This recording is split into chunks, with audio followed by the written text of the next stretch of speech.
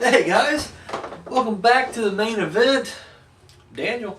And yeah, we are literally going back to WCW right now for Beach Blast 1993. A day at the beach, a night for revenge. They did get revenge. My God, that was attempted murder right there. I'll get more on that in a second, but let's get to the stats real quick. It's July, I want to say 17th, 18th. One of those two. 1993, down in the Mississippi Coast Coliseum, Biloxi, Mississippi. And I believe it's under 9,000. A little under 9,000 for this event. And the main event, you got Vader and Sid Vicious with Colonel Parker and Harley Race in their corner going up against Davey Boy Smith and Sting. Once again, one thing I knew about this match at all was the little mini cheap-ass movie that they did going into this. That's it. That's the only thing I knew about it. I'm not gonna lie, that was sort of a draw for this match for me, just because of the complete cheesiness of the premise of the setup. But I don't know, I had a bit of a bad taste in my mouth from the Slamboree match between Davey Boy Smith and Vader. I just thought that was a piss poor match. I really did. But no, I don't know. Let's see what I'm like on this one. Let's get into it, shall we? Let's talk a little bit about the build-up. All right, let's just talk about the movie because we are at this point. Vader and Davey Boy Smith. They got a little bit of history right now. Vader and Sting have a little bit of history. And, of course, Sid Vicious and Sting have got some history that dates back to the Sting versus the Horseman era, And I can't remember if Sid Vicious and Davey Boy Smith, British Bulldog, crossed paths in WWF and all. Because I know post-92, or probably post-Royal Rumble, Sid was heel. And Bulldog was there, but I don't remember how long he was there after that. So, either way, whatever. I don't know if they crossed paths or not. If you guys know, let me know. Comment section below. But anyway, so Vader and Vicious team up, and they form the Masters of the Powerbomb because they both use the Powerbomb. And Sting and Bulldog team up to form the Superpowers because the Mega Powers were already taken. So at some point, let's just go to kayfabe world. It's so much better on this. So Sting and Bulldog, I guess in preparation, leading up to this match, they decided to go play some volleyball with some kids at the beach. And so they're playing volleyball, some kids at the beach. Not murdering them either. I just figured they'd be like stomping these fucking kids, but they're not. They're playing a nice, family-friendly game of volleyball. When Parker and Ray show up and try to bribe them, tell them, hey, just don't show up. Just take the money, bail. You don't need to show up for this. Here's a plane ticket or whatever. Just don't show up. And of course, Sting and Bulldog's like, nope, that's not how we roll. We're here to stay, which pisses off the manager. So, at one point, Bulldog and Sting's out on the ocean. They're in a boat, and you got the heels watching from another boat. I think it's in a boat. Was it a boat? Yeah, I think it's a boat because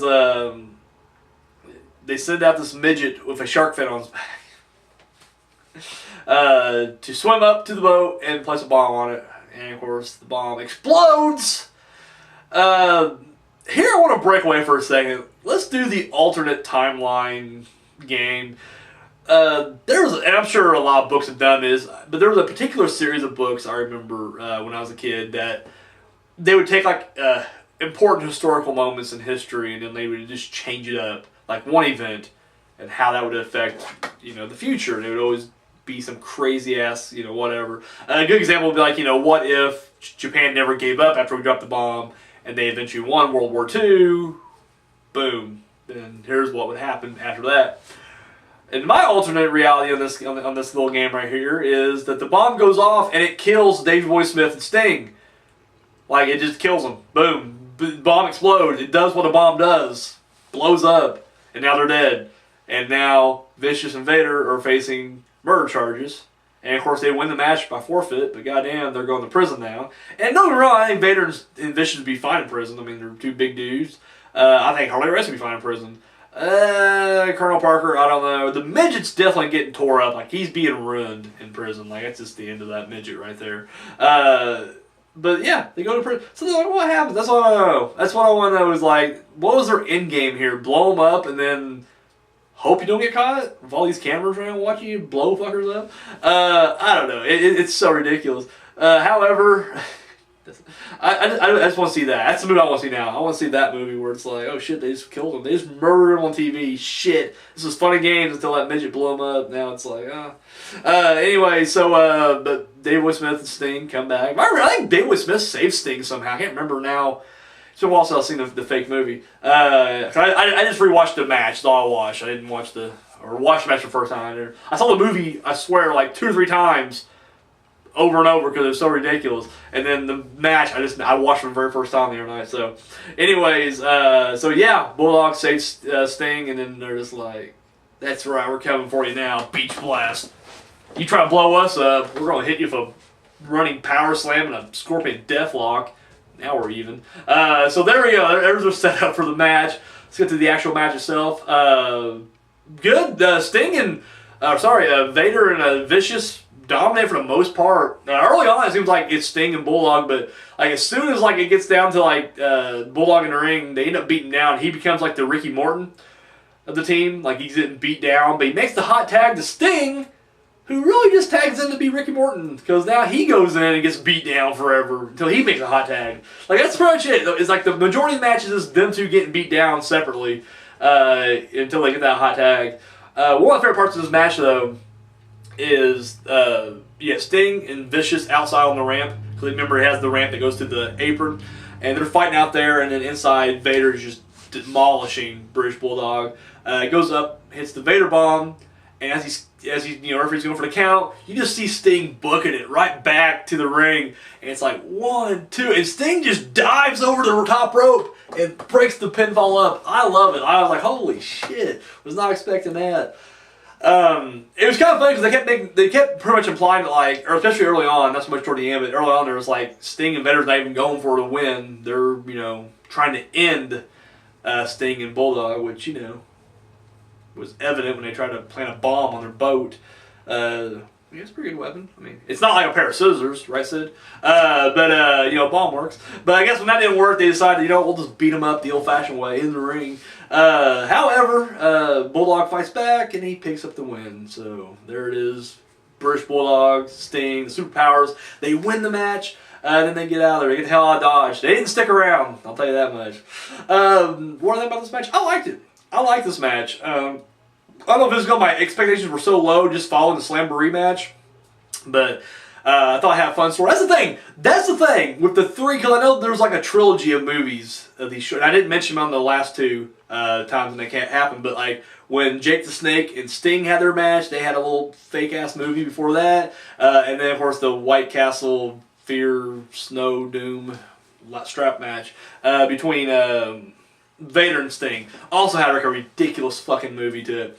And it seemed like every time they had a ridiculous fucking movie, a damn good match would follow. Like, all 3 of those matches, I think, are solid. So yeah, I guess it was. I mean, I don't know why they didn't stick around. I mean, don't get me wrong, they're cheesy as fuck.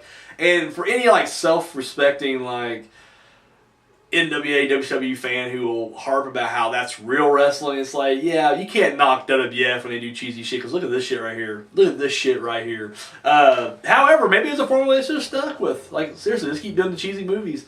The only other one I remember now, I just remember the Hogan inside the Dungeon of Doom, which is a little ways away, I realize that, but yeah, I can't wait. Anyway, but this match right here I liked. I thought it looked good. I thought Bulldog looked really good compared to last time. And he actually did feel more like a main eventer this time around. I will give him that. Like, I was just kind of like, all right, you know what? If he would have had a title run shortly after this, I would have bought it. Hook, line, and sinker. Would have been like, yep, that feels right there. But Sting looks good as always. I mean, I guess it's just because if you're WWF your whole time, yeah, you may hear the name Sting, but you don't know what, it's hard to be like, oh yeah, Sting.